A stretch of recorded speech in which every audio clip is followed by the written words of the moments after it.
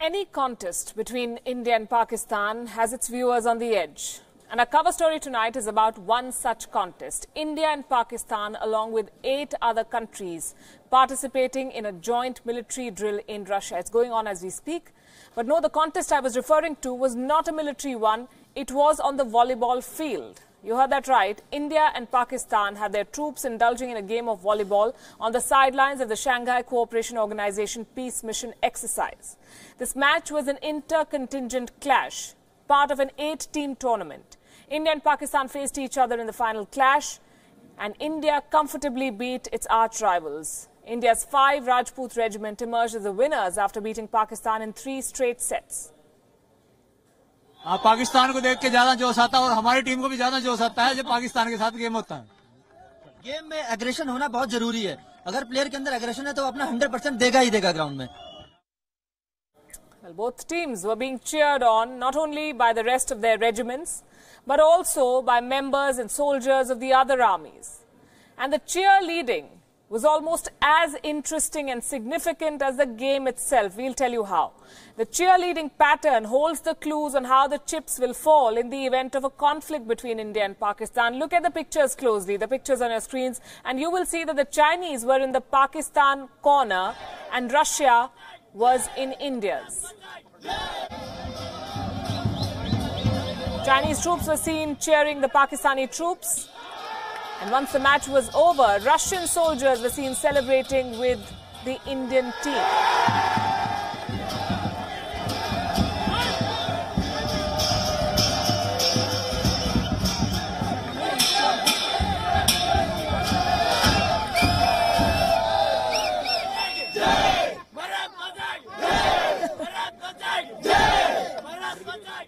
Fancy a Russian soldier, they sing Bharat Mata Ki Jai. But you get the point. The Chinese flag flying alongside the Pakistani flag and the Russians supporting the Indian contingent. It wasn't all play, though, for the participants. Let's look at the work done by the Indian contingent. It's a 200-member strong team, which includes 4 women officers. This joint drill involves tactical level operations in an international counter-terrorism environment. This is the first time that India is participating in an event like this. Our next report shows an exercise where the forces try to recapture a village under enemy control. WION's KM Mishra sent us this report from Chebarkul in Russia.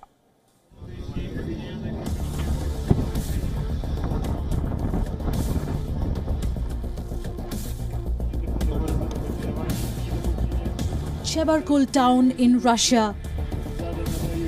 A mega anti-terror drill, Peace Mission 2018, is underway. 8 nations, 3,000 soldiers, one common enemy: terrorism.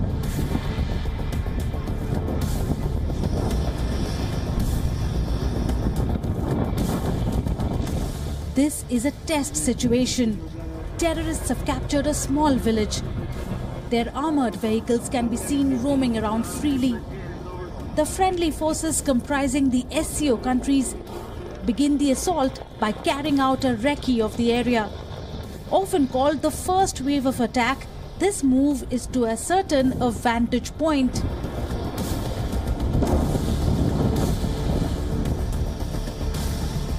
Soon, fighter jets are sent in to bombard the enemy. Forces are mobilized and can be seen approaching the village with armored vehicles and tanks. Indian tanks can be seen proving their mettle. India is participating in the drill for the first time since it became a member of the Shanghai Cooperation Organization, or the SCO, in June 2017. Any offense can be successful only if there are boots on the ground. But in order to capture the enemy, the tanks too play an important role. The assault is being led by the Indian combat vehicles.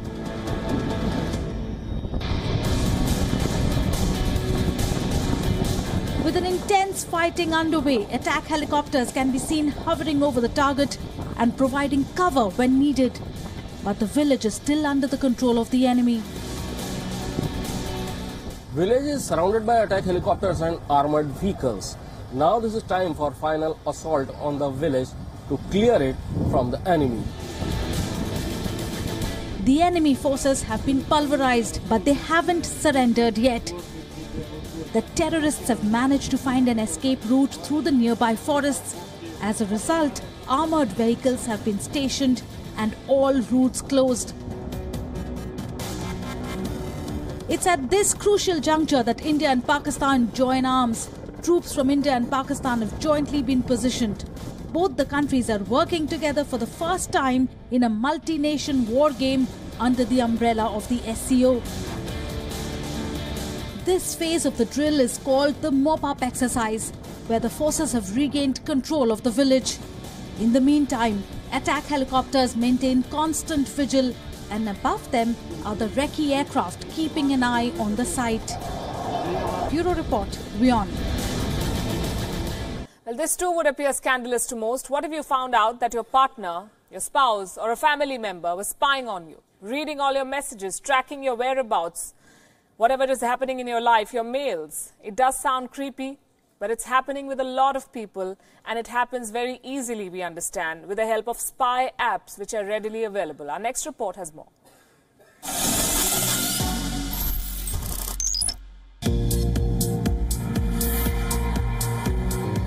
Beware smartphone users.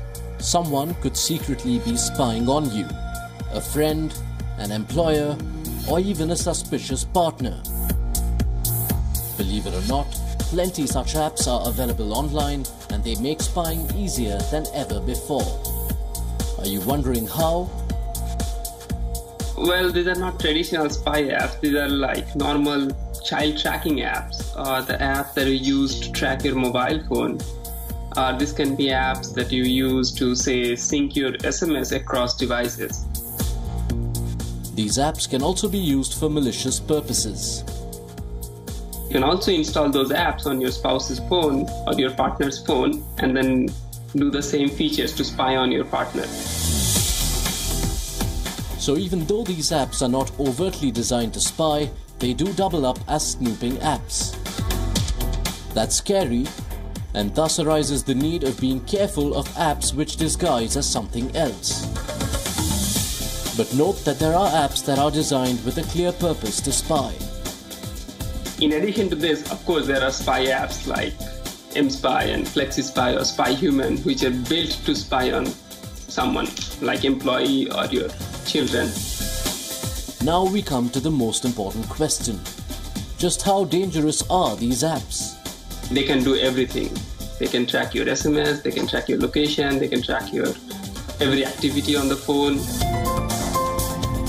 That's not all. You'd be surprised to know some anti-theft apps are also used to spy on others, such as Find My Phone. These spy apps are operating openly and audaciously, which makes one wonder, why are these unethical apps not taken down from app stores by companies like Google and Apple? Well, the reason is because this dual nature of these apps. Those apps are completely legitimate. That's why anti-spyware apps don't detect them or flag them. It can all be pretty tricky and complicated, so our advice to you is to be a little more careful when you choose to share your phone with others, and most importantly, never share your phone password with anyone.